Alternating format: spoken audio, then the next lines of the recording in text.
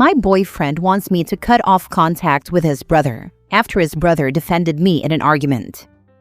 Original post. My boyfriend John, 24 male, and I, 21 female, have been together for 2 years. I have known his brother, who I will call Ray, for most of that time. We have always gotten on well enough. The whole situation started with my 21st birthday party. We had a party at home with 20 or so friends and family. Ray was of course present at the party, along with a few other members of John's family. The party was going reasonably well. As it started to get later, I started to get a little tipsy, and most of the guests had started to go home. It eventually got down to a drunken little group made up of myself, John, Ray, and a couple of my girlfriends. We were sitting outside and one of my girlfriends decided to get on the trampoline. She managed to execute a pretty cool flip, and I expressed that I wished I knew how to do one. My friend talked me into giving it a try. I got up on the tramp, stumbled drunkenly, and fell down laughing. Everyone else except for John was laughing too. It didn't seem like much of an event until John got up, muttered "freaking pathetic" in an angry tone, and then told me that we needed to speak in private. I was pretty confused as to what was going on, so I asked him why. He answered me with, "Just stop being a stupid cow for a second and come to the bedroom." Both of my friends and Ray looked pretty shocked at this, but before I followed John to the bedroom, I told them it was fine, and John was probably just messing around. He can have a real temper sometimes, particularly after a few drinks, but I didn't think that would be the case in this instance as literally nothing upsetting had happened. Cut to me and John in the bedroom. He shuts the door and starts really going off. He tells me that I'm a disgusting drunk idiot and that I was showing off like some kind of pathetic wannabe by messing around on the trampoline, that I was an embarrassment to him and that I was to go to bed now and not leave the room until morning so that I would be less of an idiot in front of company. As this is going on, he is getting louder and louder and is slamming things around the room. I went to leave as I was quite upset at this point, but he blocked the door so I sat down on the bed. Ray was banging on the door and told John to open it. John went out into the hall and I could hear him and Ray arguing. Next thing I know, Ray comes into the room and says to go with him. I was sobbing like crazy at this point because I hate confrontation in general, so I just nodded and went with him. Ray made sure my other friends had left, and then we both got into a taxi. I don't know where John had gone, but he was still in the house somewhere. I was crying a bunch in the car and didn't say much, but Ray called his and John's mother and gave her a brief rundown of what happened. We got to Ray's place. He lives with a couple, and they were all really nice. The girl roommate lent me some stuff to sleep in, and Ray told me to take his bed and he would sleep on the couch. I was kind of all over the place, but eventually got some sleep. Next morning, I got up and had coffee with Ray and one of his roommates. Ray asked if John had behaved that way before, and I let him know about John's temper, but explained that he had never blown up over something as insignificant as me mucking around on a trampoline. I asked Ray if he thought maybe I did or said something that might have upset John and I didn't realize due to being tipsy, but Ray said no, and that John's behavior was unacceptable. I felt silly and embarrassed, especially knowing that Ray and my friends had heard everything John had said, and I told Ray I had better get home and try to sort things out. Ray said that he wanted me to stay at his place for just a bit longer to calm down, and that he would really prefer that I didn't go home straight away, as John could still be angry. I gave in and hung out there with Ray and his roommates. We all just played video games and got some takeout, and I ended up feeling much better afterward, so I'm glad I stayed. Early evening, I told Ray I should really go home. I didn't have any of my clothes, and more importantly, I needed my stuff for university the next day. He drove me over but didn't really want me to go inside. I told him it would really be fine and promised I would call him if anything happened. He agreed, but said he would wait outside for a few minutes just in case. I got inside and John wasn't home, so I told Ray to go and went about tidying up from the party. John eventually came back and seemed calm enough. I told him I thought we needed to have a talk and he agreed. We sat down on the couch and I explained to him that I didn't like the way he spoke to me last night and asked for an explanation. His response was, "I will discuss that with you. After you delete Ray's phone number, you won't be speaking to him again." I was confused as all heck at this and asked what that had to do with the matter at hand. He He told me that Ray disrespected him by interfering in our relationship and that we were cutting ties with him. He told me he wouldn't discuss anything else about the night before until I did that. I told John I thought that was pretty unnecessary and that Ray had been trying to help me because John was acting really threatening and that I would have probably done the same in Ray's shoes. Well, John did not like that. He yelled, called me some names, and left the house. After a few hours, he sent me a text. I am sorry for yelling, but you need to respect what I want if you want the same in return. This can't be one-sided. Delete Ray's number and we will finish the conversation. Love you. I replied that I needed a little time to think and said I would be sleeping in the spare room when he got home and to please leave me alone for a while. I went to bed, heard John come in very late. He opened the door to the spare room and turned the light on, but as I woke up, he just walked out of the room and slammed the door. So this morning I've woken up, John is at work and I have a text from Ray. It says, "Hey, I hope you're okay. Look, what John did the other night is really not all right, and I think you should get out of there for a while. I've talked to my roommates and it's totally fine for you to crash here until you figure out what you want to do." So that leaves me where I am now. Don't know what to do about the situation. Do as John asks and cut contact with Ray, or take Ray's offer of some space away from John to clear my head. My worry is that if I stay at Ray's, that will destroy any chance of fixing things with John. Advice very much appreciated. Now for the top advice before reading the update. Darn right John wants you to stop contacting Ray. After all, Ray objected to him treating you abusively. You deserve so much better. John is emotionally abusive, and he uses the fact that you hate confrontation to control and manipulate you. Before I even reached the part of this post where he said to delete Ray from your phone, every instinct I had was screaming that you need to run to the hills. This is not a good guy. If even his brother is upset and supporting you here, that's a good sign that the way he treats you is beyond messed up. Please, please leave him. Please. You deserve so much better than someone who belittles and tries to control you. In no universe is what he did okay. Telling you to stay up in the bedroom so he wouldn't be embarrassed, like you're a small child being grounded. Every single red flag is waving here. Please get out and stay at friends with Ray. He seems like a solid good guy. Thanks for your advice. Everyone here has been really nice. It is making me look at this situation in a different light. If he truly cared for you, surely he'd be apologizing profusely. Instead, he's turning it all back on you. He's trying to manipulate you by refusing to engage in any discussion of his awful behavior until you cut contact with the one person who protected you from his torrent of abuse. John is a cruel, nasty person. I think you should listen to Ray. Ray is his brother, so Ray should be biased towards taking his brother's side.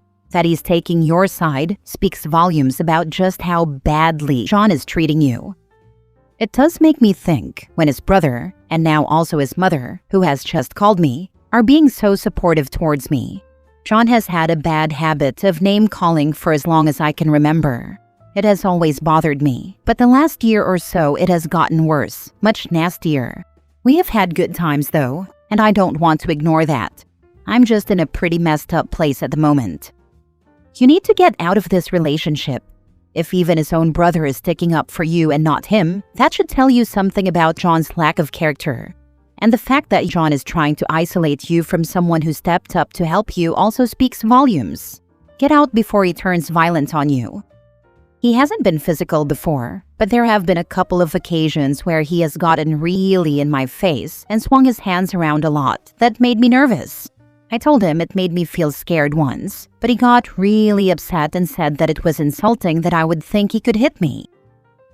Edit. When I was able to come back and check on this post, I was amazed at the enormous amount of comments and messages I received. There has been a lot to catch up on, and I am reading everything. Thank you to everyone who has given their advice. It has cemented the decision I've already made about getting out. But quite a bit has happened in the last days, so I will be doing an update for anyone who is curious. I will try to get it up in a few hours. Again, thank you to everyone who has commented or messaged me. I'm truly touched by all the helpful and caring responses I've received. Now for the update. After Ray texted me, I replied to him asking if he had known John to behave like this with other girls in the past. Over the course of many texts, it came out that he often yelled at and belittled his previous girlfriend in front of others, and some of his friends and family had suspicions about how far he was taking it. After the breakup, the girlfriend posted some stuff on Facebook about how John had hit her, said awful things to her, and did other things like spying on her and deleting people from her phone behind her back. Initially, when this happened, Ray and his parents questioned John, but he insisted that the physical abuse accusations were not true, and that his ex was saying those things to cover up the fact that she had allegedly cheated on him. John admitted to yelling at her, but he told his family that she did the same, and just as often. His family eventually accepted that, but Ray and his parents were always wary of John's behavior, and Ray in particular had made a point to keep an eye on things. John's ex apparently had also called Ray around 6 months after myself and John had gotten together and asked him to help me if anything happened. At the time, Ray was not quite ready to believe John would physically abuse anyone, but he told her all the same that he would watch out for me or any other girl in the future. Ray told me that after the way he saw John behave at my party, he became more convinced that John was likely to get physical, and that was why he chose to step in. He also told me that even if it didn't go that far, I should not put up with how John treated me. I agreed. What Ray had told me, and all the information and support I received here, had me pretty convinced that I was not in a good situation. I decided to go and stay with Ray and his roommates for a short time. I don't have too many other options for accommodation this urgently. My parents live too far away, and the few friends I could stay with are other girls with enough on their plate, and I didn't want to risk bringing this drama to their doorsteps. In retrospect, I'm glad I chose to go to Ray's, because I feel like what followed could have been even more frightening and dangerous if only myself and another girl had been present. I didn't have much time to get my stuff together before John was due to arrive home, so I packed a few bags of essentials and valuables, along with my school things, and Ray picked me up. I left a note at the house for John saying I was leaving and that I did not plan on returning, other than to retrieve the rest of my things. I didn't tell him where I would be staying and that I would rather he didn't contact me directly, suggesting he communicate through his mother instead. I got to Ray's and got settled in. While choosing to leave was difficult and I had a few bouts of crying, I also felt immensely relieved. Ray and their parents came around and brought some dinner. They were incredibly nice about everything and told me I had to do what was best for me. We always got along well, but I never expected them to be so kind and supportive given the situation. Halfway through dinner, my phone rang. It was John. I did not want to answer it, and everyone else agreed that was probably a good idea. After my phone rang out, Ray and their mom's phone began to ring. Predictably enough, it was John calling. His dad answered the phone. The phone was not on speaker, but John was loud enough that you could hear him yelling down the phone. I couldn't tell exactly what was said, but his dad was telling him to calm down and not to do something. John hung up on him, and Ray and his dad told us John was coming to Ray's place, and saying this was all Ray's fault. Ray started to get a bunch of text messages from John making threats and telling Ray that he knew I was there and he was coming to get me. Ray replied to him saying that if John came here and caused trouble, he would be calling the police, but John ignored him. John showed up at Ray's probably 15 minutes later. He drove up the lawn and almost hit the letterbox, got out of his car, and started yelling. Ray and his dad went out while I stayed in the front room with his mom. John yelled for a while and was kicking at random parts of the garden. Then he started to yell towards the house that he knew I was there and to come out. I wasn't planning on coming out at all, and Ray told him to leave. John ended up running around the side of the house to the back patio entry. The screen door was locked, but the solid back door wasn't, and he started hitting the fly wire trying to break it. He kept yelling into the house that he knew I was there, and that if I didn't come out, he would destroy all my stuff and log on to my school accounts and cause problems on there. Ray and his dad caught up to John and started pulling him away from the door. John started throwing punches, and his mom and I both went out to the inside of the back door because we were worried someone would get hurt. John saw me and started trying for the back door again, saying if I didn't get in the car, he would kill himself. His mom said she was going to call the police. Ray and his dad ended up hauling him out to the front yard and told him to leave. John did eventually get into the car. He spun his wheels, tore up the grass, and drove off. I felt pretty awful after all that, His mom and dad were both visibly really upset, and Ray's rental property had been messed up, and I felt responsible. They were still so nice about everything, though. They really are wonderful people. I spoke to the police and they said they would be speaking to John about what happened, and I got some advice about obtaining a restraining order and making sure I could find a way of retrieving my stuff from the house, so that is all okay for the moment. The latest news is that John has been all over Facebook saying that Ray and I had been having an affair and posting all these random cropped blurry porn pictures from the internet saying it was us and that he had caught us in the act. None of us are responding to any of it at this point. Haven't really decided what to do there.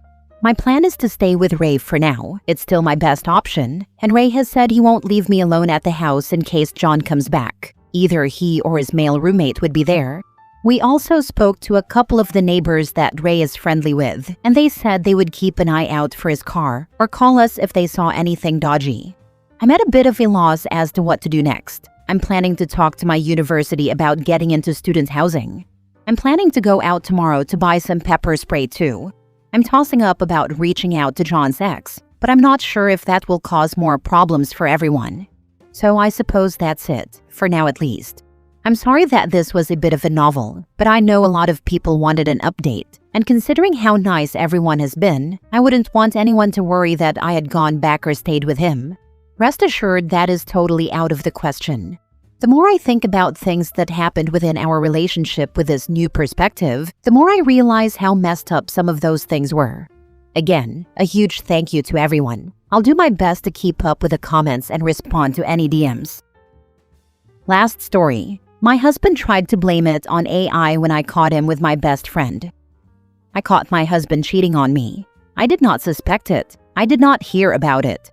My husband was out of town for business, so I thought I'd use this time to do some shopping and drove to town. And that's where I saw him with her.